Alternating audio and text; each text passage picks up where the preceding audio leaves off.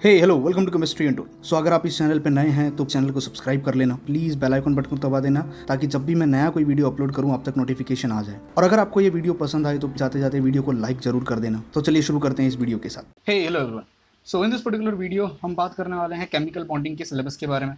ये जो सिलेबस अभी मैं डिस्कस करने वाला हूँ ये CSIR नेट और IIT जैम के स्टूडेंट्स दोनों के लिए कॉमन होगा। इसमें बहुत सारी चीज़ें जो हैं वो एक्स्ट्रा होंगी जो CSIR नेट के स्टूडेंट्स के लिए होंगी, और बहुत सारी चीज़ें होंगी जो IIT जैम के स्टूडेंट्स भी कर सकते हैं। देखिए, पहली बात तो मैं बता दूं, केमिकल बॉन्डिंग एक ऐसा टॉपिक है जो कि बहुत वास्ट है। इसमें आप जितना पढ़ो उतना कम है, जितना पढ़ो उतना कम है। इतने लॉजिक्स है इसके अंदर, आप बाय हार्ट नहीं रख सकते चीज़ों को, आपको लॉजिकल रीजनिंग या लॉजिकल थिंकिंग इसके अंदर करनी पड़ती है। ठीक है, तो स्टार्ट कहाँ से किया जाए? अगर कोई बिगिनर है जो पहली बार अगर पढ़ना चाह रहा है, जो स्टार्ट कर रहा है, उसके लिए मैं बता दूं, आप स्टार्ट कीजिए ऑक्टेट रूल के साथ। ठीक है, ऑक्टेट रूल को समझिए, ऑक्टेट रूल के लिमिटेशंस को समझिए, बॉन्ड पैरामीटर्स पे स्पेशल ध्यान दीजिएगा। बॉन्ड लेंथ क्या होती है, रेडियस क्या होता है, बॉन्ड एंगल क्या होती है, बॉन्ड एंथैल्पी क्या होती है, वो कौन से फैक्टर्स हैं जो बॉन्ड एंथैल्पी को इफेक्ट करते हैं, बॉन्ड ऑर्डर क्या होता है, इलेक्ट्रोनेगेटिविटी क्या होती है, इलेक्ट्रोनेगेटिविटी की अलग अलग स्केल्स हमारे पास आती हैं, अलग अलग स्केल्स क्या होती हैं। उसके बाद में मेन जो केमिकल बॉन्डिंग है जो एंट्रेंस एग्जाम के लिए स्टूडेंट्स प्रिपेयर कर रहे हैं वो स्टार्ट होती है VBT से, वैलेंस बॉन्ड थ्योरी। फिर उसके बाद हाइब्रिडाइजेशन की जरूरत क्या होती है, हाइब्रिडाइजेशन कितने टाइप के होते हैं, आपको अलग अलग टाइप के हाइब्रिडाइजेशन पढ़ने होते हैं। मैं बता दूं 12th स्टैंडर्ड तक आपको पढ़ाया जाता है लिमिटेड हाइब्रिडाइजेशन, जैसे पढ़ाया जाता है SP, SP2, SP3। इसके अलावा वहाँ पे आपको लोन पेयर की वजह से वहाँ सिर्फ ज्योमेट्री पढ़ाई जाती है, आपको वहाँ पर शेप नहीं पढ़ाया जाता है। तो आपको अब क्या करना है, ज्योमेट्री के साथ साथ शेप भी पढ़ना है। तो ज्योमेट्री और शेप दोनों पढ़ना है। ठीक है, तो उसके बाद आपको पढ़ना है valence shell electron pair repulsion theory, VSEPR theory. अब ज्योमेट्री तो आपको हाइब्रिडाइजेशन से पता चलती है, शेप पता करने के लिए आपको VSEPR थ्योरी की मदद लगती है कि अगर लोन पेयर ऑफ इलेक्ट्रॉन होगा तो शेप कैसा होगा, सीसो होगा, टी शेप होगा, बेंट होगा, एंगुलर होगा। ठीक है, उसके बाद मैंने कुछ मॉलिक्यूल्स की लिस्ट बनाई हुई है। अब देखो, यकीन मानिए ये जो लिस्ट है ये बहुत ज़्यादा है, बहुत बहुत इनफ है। अगर आप इवन CSIR नेट की भी प्रिपरेशन कर रहे हो तो CSIR नेट के स्टूडेंट्स के लिए भी ये लिस्ट काफ़ी है। आप इन सब मॉलिक्यूल्स में का ज्योमेट्री, इन सब का ज्योमेट्री, इन सब का शेप, इन सब का हाइब्रिडाइजेशन, इनमें सिग्मा बॉन्ड कितने हैं, इनमें पाई बॉन्ड कितने हैं, इसमें लोन पेयर ऑफ इलेक्ट्रॉन कितने हैं, ये सब प्रेडिक्ट करोगे। जैसे अगर मैं I3 माइनस की बात करता हूँ, बहुत फेमस मॉलिक्यूल है। अभी जैसे अगर मैं बात करूँ 2020 का जो IIT जैम का पेपर हुआ था उसमें Br3 माइनस मॉलिक्यूल आया था। तो it's just like iodine, iodine family से बिलोंग करता है वो भी, करेक्ट है। तो आपको उसका ज्योमेट्री, उसका शेप, उसका हाइब्रिडाइजेशन, सिग्मा इलेक्ट्रॉन कितने हैं, पाई इलेक्ट्रॉन कितने हैं, लोन पेयर ऑफ इलेक्ट्रॉन कितने हैं, ये पढ़ना है। जो बच्चे CSIR नेट की तैयारी कर रहे हैं, मैं आपको बता दूं ये सबसे इंपॉर्टेंट टॉपिक होगा, क्योंकि आप अगर हर साल अगर आप पेपर उठाओगे आपको एक ना एक मॉलिक्यूल ऐसा जरूर मिलेगा जिसमें आपको उनका ज्योमेट्री, शेप, हाइब्रिडाइजेशन या कुछ ना कुछ प्रेडिक्ट करने आएगा। तो आपका एक या तो 2 मार्क्स का क्वेश्चन होगा या तो 4 मार्क्स का क्वेश्चन होगा। तो आपका सेक्शन B या सेक्शन C में से एक क्वेश्चन आपका जो केमिकल बॉन्डिंग का फिक्स है। ठीक है, ये प्रैक्टिस कर लीजिएगा। ये मॉलिक्यूल की लिस्ट मैंने बना दी, आने वाले टाइम में इन मॉलिक्यूल्स के ऊपर मैं वीडियोस भी बना दूंगा। इसके आगे चलते हैं, बॉन्ड ऑर्डर आएगा, उसका एप्लीकेशन आएगा। देखिए, बॉन्ड ऑर्डर और उसका एप्लीकेशन एक बहुत इंपॉर्टेंट टॉपिक है। उसके बाद में resonance and different type of resonating structures, ये एक इंपॉर्टेंट टॉपिक है क्योंकि इसका ऑर्गेनिक में एप्लीकेशन होता है। फिर dipole moment, sir dipole moment बहुत इंपॉर्टेंट है। इसके ऊपर मैंने यूट्यूब पे अच्छी खासी एक वीडियो सीरीज बनाई है, बहुत ओल्ड वीडियो सीरीज है वो। ठीक है, बहुत पुरानी वीडियो सीरीज है, जब मेरा चैनल काफ़ी नया हुआ करता था, जब हार्डली 5,000 या 10,000 सब्सक्राइबर ही हुए थे, तब की वो सीरीज है। पर उसमें मैंने जो कंटेंट दिया हुआ है बहुत अच्छा कंटेंट मैंने दिया हुआ है। तो आप एप्लीकेशन ऑफ डाइपोल यानी आयोनिक कैरेक्टर कैसे कैलकुलेट करते हैं, मॉलिक्यूल का शेप, जैसे CO2 लीनियर है और H2O बेंट है, ये हमें कैसे पता चला। फिर प्रेडिक्ट बॉन्ड एंगल कैसे प्रेडिक्ट करते हैं, distinguish between cis and trans, cis isomer trans isomer कैसे प्रेडिक्ट करते हैं। अगर बेंजीन रिंग के ऊपर 2 सब्स्टिट्यूएंट्स लगे हुए हैं तो उन 2 सब्स्टिट्यूएंट की पोजीशन क्या होगी, ऑर्थो मेटा पैरा कैसे होंगे, रिलेटिव टू ईच अदर वो कैसे प्रेजेंट होंगे। अब इन सब के ऊपर मैंने वीडियो सीरीज बनाई हुई है, काफ़ी वीडियो सीरीज है, पुरानी है, मे बी क्वालिटी उतनी अच्छी नहीं होगी, साउंड क्वालिटी उतनी अच्छी नहीं होगी, बोर्ड अच्छा नहीं होगा, तो आपको कंटेंट से लेना देना है। आप उसका कंटेंट जाके देखिएगा, और उसका कंटेंट मैंने CSIR नेट लेवल पर ही कवर किया है। सो वो सीरीज आपको बहुत मदद करेगी। उसका लिंक मैं डिस्क्रिप्शन बॉक्स में दे दूंगा, आपको डिस्क्रिप्शन बॉक्स में मिल जाएगा। ठीक है, और इस टॉपिक पर जरा अच्छे से ध्यान देना क्योंकि ये बहुत काम का टॉपिक है। इसके बाद अगर मैं बात करूँ तो आता है आयोनिक बॉन्डिंग।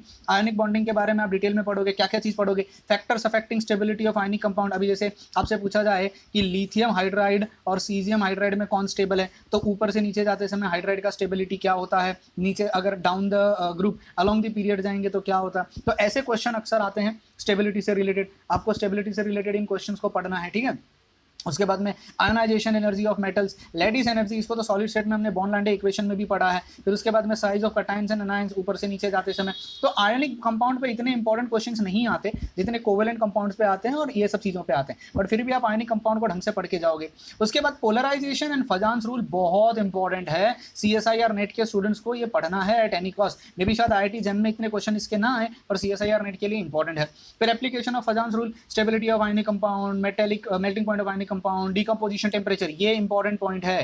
डीकंपोजिशन टेम्परेचर पे काफी अक्सर मैंने क्वेश्चन देखे हैं, काफी बार आते हैं, तो आपको ये पढ़ना है। फिर सॉल्युबिलिटी ऑफ आयनिक कंपाउंड पे बहुत क्वेश्चन आते हैं, सॉल्युबिलिटी के बारे में अक्सर क्वेश्चन पूछे जाते हैं CSIR नेट में, ठीक है। तो सॉल्युबिलिटी ऑफ आयनिक कंपाउंड यानी ऊपर से जब नीचे जाओगे तो क्या फर्क पड़ता है। अभी क्वेश्चन आता है कि लिथियम हाइड्राइड और लिथियम फ्लोराइड में बताओ कौन ज्यादा कोवेलेंट है, कौन ज्यादा आयनिक है, या लिथियम आयोडाइड में कौन कोवेलेंट है, कौन आयनिक है। तो ये सब फजान्स रूल के बेसिस पे आप एक्सप्लेन कर सकते हो, ठीक है।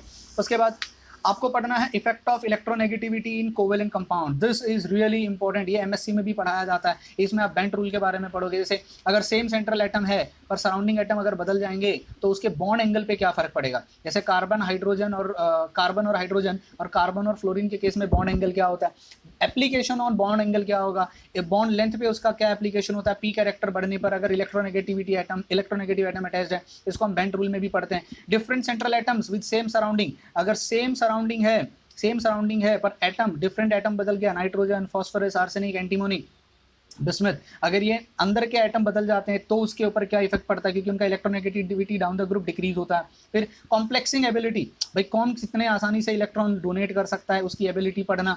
फिर में back bonding with oxygen, back bonding with nitrogen, back bonding with carbon, ये इंपॉर्टेंट टॉपिक है CSIR नेट वालों के लिए, इसके ऊपर अक्सर क्वेश्चन आता है। सिलिकॉन से रिलेटेड क्वेश्चन अक्सर पूछा जाता है, ज्योमेट्री से रिलेटेड क्वेश्चन होगा कि एक टेट्राहेड्रल होता है, एक प्लेनार होता है, क्यों होता है, किस लिए होता है, आपको इस टॉपिक पे थोड़ा सा ध्यान देना है। Bent rule, obviously bent rule तो आपको एक्सप्लेन करना, तो इलेक्ट्रोनेगेटिविटी के बेसिस पे आप उसको एक्सप्लेन कर सकते हो। यहां तक आपका नॉर्मल बॉन्डिंग है, नॉर्मल केमिकल बॉन्डिंग जो हम पढ़ते हैं, जो VBT से डील करता है या जो डील करता है VSEPR थियरी से, उसके एप्लीकेशन पे। अब आते हैं एडवांस टॉपिक पे, उसको कहेंगे मॉलिक्यूलर ऑर्बिटल थियरी। ना मॉलिक्यूलर ऑर्बिटल थियरी आपको बहुत इंपॉर्टेंट है, क्योंकि कोऑर्डिनेशन, ऑर्गेनोमेटेलिक और आपका केमिकल बॉन्डिंग तीनों चैप्टर में अपना मॉलिक्यूलर ऑर्बिटल थियरी काम आता है। कोऑर्डिनेशन कंपाउंड में अगर ऑक्टाहेड्रल कंपाउंड होगा तो क्या, टेट्राहेड्रल कंपाउंड होगा तो क्या MOT रहेगा, तो वो सारी चीज़ें भी आने वाले टाइम पे मैं आपको CSIR net point of view से वीडियोस बना के दे दूंगा, जिसमें आप उसको पढ़ सकते हो। अब MOTs आपको पढ़ना है। फिर आता है energy level diagram molecular orbitals का। अब कौन से MOT पढ़नी है, होमो न्यूक्लियर मॉलिक्यूल्स पढ़ना है, जिसमें 14 से कम इलेक्ट्रॉन होते हैं और 14 से ज़्यादा इलेक्ट्रॉन होते हैं, जैसे H2, C2, B2, N2, 14 से कम इलेक्ट्रॉन, और O2, F2 एग्जाम्पल्स के तौर पर 14 से ज़्यादा इलेक्ट्रॉन। प्लीज़ इस टॉपिक पे MOT पे ध्यान देना। MOT is one of the most important topic जो CSIR net point of view से इंपॉर्टेंट है, क्योंकि इसका एप्लीकेशन कोऑर्डिनेशन, ऑर्गेनोमेटेलिक में भर के है, आपको वहां पे MOT ही MOT मिलेगा। इसके बाद हेटेरोन्यूक्लियर मॉलिक्यूल्स की अगर मैं बात करूं तो हेटेरोन्यूक्लियर मॉलिक्यूल्स में ज्यादा है, एक्चुअली होमो से ज्यादा हेटेरो में है। Carbon monoxide, HF, HCF2, methane, SF6 और CH4 और HF, ये जो स्टूडेंट CSIR नेट की तैयारी कर रहे हैं, SF से रिलेटेड बहुत क्वेश्चन आते हैं गेट में, नेट में, प्लीज पढ़ के जाना। BeH2, water, ammonia, H3+, H3, ये जो मॉलिक्यूल्स हैं वो जैम वाले स्टूडेंट्स के लिए इंपॉर्टेंट है। ऊपर के जो मॉलिक्यूल हैं वो नेट वाले स्टूडेंट्स के लिए इंपॉर्टेंट है। अगर दोनों पढ़ सकते हो तो बहुत अच्छी बात है। नेट वालों के लिए तो everything is applicable, you don't have any option, आपको हर चीज पढ़ना है। Walls correlation diagram is really important, इसके ऊपर अक्सर क्वेश्चन पूछे जा सकते हैं। मेटालिक बॉन्ड के ऊपर हमने already P type, N type semiconductor वगैरह वगैरह वगैरह वगैरह बहुत पढ़ा है, तो उसको इतना डिटेल में पढ़ने का जरूरत नहीं है। हाँ, हाइड्रोजन बॉन्डिंग को जरा डिटेल में पढ़ लेना, हाइड्रोजन बॉन्डिंग से रिलेटेड क्वेश्चन अक्सर आते हैं। कब हाइड्रोजन बॉन्डिंग होता है, इंटरमोलिकुलर, इंट्रामोलिकुलर, उसके एप्लीकेशन क्या होते हैं। It's not a big topic, अगर CSIR नेट के बच्चे इसको पढ़ना स्टार्ट करेंगे तो इसका ये बहुत बड़ा टॉपिक नहीं है, हो सकता है। देखिए मैं अभी भी बता रहा हूँ, मे भी शायद मेरे से हो सकता है मैंने कुछ चीज़ें यहाँ पे स्किप कर दी हो या मेरे से मिस हो गई हो। मैंने कोशिश की है कि मैक्सिमम चीज़ों को मैं यहाँ लिख सकूँ और मैक्सिमम सिलेबस केमिकल बॉन्डिंग का आप लोगों के लिए बता सकूँ। ये आपके लिए रेफरेंस का काम करेगा। मैं आपसे कहूँगा कि आपको अगर इसको सेव करना है तो मेरे इंस्टाग्राम अकाउंट पे आपको मिल जाएगा, ठीक है। इंस्टाग्राम अकाउंट पे मैं अपलोड कर दूंगा, आप वहाँ से इसको सेव कर सकते हो। Instagram ID is chemistry untold, same नाम सेम रहेगा, केमिस्ट्री अनटोल्ड आप सर्च कर लो, आपको मिल जाएगा।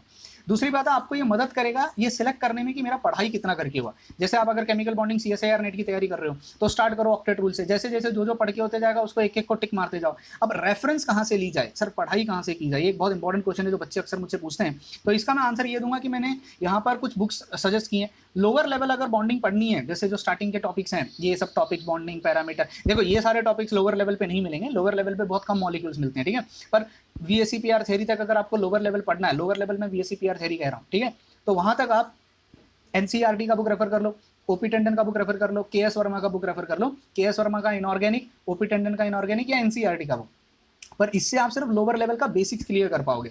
और मुझे लगता है CSIR नेट का जो बच्चा है, अगर उसका बेसिक्स ऑलरेडी क्लियर है तो आपको इन सब बुक्स पे टाइम पास करने की जरूरत नहीं है। आप डायरेक्ट जेई हुई पे आ सकते हो, JD ली पे आ सकते हो, मेसलर टार पे आ सकते हो, या पूरी शर्मा कालिया पे आ सकते हो। मेरी पर्सनल चॉइस अगर मैं आपसे कहूँ, मैं पर्सनली JD ली को, हुई को और पूरी शर्मा कालिया को रेफर करूंगा। ये जो दो बुक्स हैं, ये जो इतनी भी बुक्स मैंने यहाँ लिखी हुई हैं, ये CSIR नेट द्वारा प्रिस्क्राइब बुक है, मतलब उन्होंने इनको रिकमेंड किया है, यू कैन से। तो ये बुक्स ऑब्वियसली फिर जो ज़्यादातर इनऑर्गेनिक के जो क्वेश्चंस होते हैं जेई हुई से आते हैं, यूजुअली जो क्वेश्चंस होते हैं इनऑर्गेनिक केमिस्ट्री में CSIR नेट के, वो हुई से आते हैं। बट प्रॉब्लम ये कि हुई की जो लैंग्वेज है वो थोड़ी टफ है, उससे ज़्यादा सिंपलर लैंग्वेज मुझे लगती है पूरी शर्मा कालिया की। पूरी शर्मा पठानिया फिजिकल की होती है, पूरी शर्मा कालिया इनऑर्गेनिक की बुक होती है, ठीक है। इनऑर्गेनिक की रेफरेंस बुक है ये, it's just like a text book, एक ही बुक में आपको सब मिल जाएगा, ठीक है, it's just like a text book, okay. JD ली तो रेफरेंस बुक है, आपको हुई भी एक तरीके से रेफरेंस बुक है, it's a text book type book जिसमें आपको हर सब्जेक्ट मिल जाएगा। तो आप डिसाइड कर लीजिए आपके पास क्या है। सबका PDF अवेलेबल होता है गूगल पे, आप थोड़ा मेहनत करोगे आपको PDF मिल जाएंगे, या यहाँ वहाँ से फेसबुक पे या किसी टेलीग्राम ग्रुप से आपको सब PDF वगैरह मिल जाएंगे, आप PDF वगैरह लेके उनसे पढ़ाई कर सकते हो। तो जो स्टूडेंट CSIR नेट की तैयारी कर रहे हैं, मैं उनको सिर्फ इतना कहना चाहूँगा कि देखो, इनऑर्गेनिक केमिस्ट्री में बहुत सिलेक्टेड टॉपिक्स होते हैं जो आपको पढ़ने होते हैं। उनमें से one of the most important topic होता है केमिकल बॉन्डिंग। आपका अगर केमिकल बॉन्डिंग पढ़ के होगा तो ही आपको कोऑर्डिनेशन और आपको ऑर्गेनोमेटेलिक ढंग से समझेगा। अगर ऑर्गेनोमेटेलिक, मैंने मोस्टली स्टूडेंट्स को देखा है कि बिना कोऑर्डिनेशन केमिकल बॉन्डिंग पढ़े वो डायरेक्ट कोऑर्डिनेशन और ऑर्गेनोमेटेलिक पे जाते हैं और माथी खा के रिटर्न आते हैं। देखो, केमिकल बॉन्डिंग की MOTs आपको कोऑर्डिनेशन कंपाउंड्स में और ऑर्गेनोमेटेलिक में MOT समझने में, जैसे डेल्टा बॉन्ड आएगा वहाँ, वो सब चीज़ें समझने में आपको मदद करेंगी। तो कभी भी ऑर्गेनोमेटेलिक और कोऑर्डिनेशन डायरेक्ट स्टार्ट मत करो, सबसे पहले स्टार्ट करो केमिकल बॉन्डिंग, केमिकल बॉन्डिंग के बाद जाओ कोऑर्डिनेशन के बाद जाओ organometallic. Never start with directly with organometallics, बहुत दिक्कत होती है, ट्रस्ट में। कोऑर्डिनेशन पढ़ोगे अगर CSIR नेट का, तो कोऑर्डिनेशन के बारे में भी मैं वीडियो बनाने वाला हूँ, जहाँ पे मैं इन डिटेल डिस्कस करूंगा कोऑर्डिनेशन के सिलेबस के बारे में, जहाँ कहाँ फोकस करना है, कहाँ फोकस नहीं करना है। इनकेस अगर आप इस चैनल पे नए हो, पहली बार मुझसे मिल रहे हो, तो प्लीज़ चैनल को सब्सक्राइब कर देना। काफ़ी सारे वीडियोस मैंने बनाए हुए हैं और मैं उम्मीद करता हूँ ये सारे वीडियोस आपको मदद करेंगे आपके एंट्रेंस एग्जाम की प्रिपरेशन करने के लिए। और अगर आपको ये वीडियो अच्छा लगा हो, प्लीज़ शेयर करो और जाते जाते वीडियो को लाइक करके जाओ, ठीक है। Bye bye, take care and God bless you all.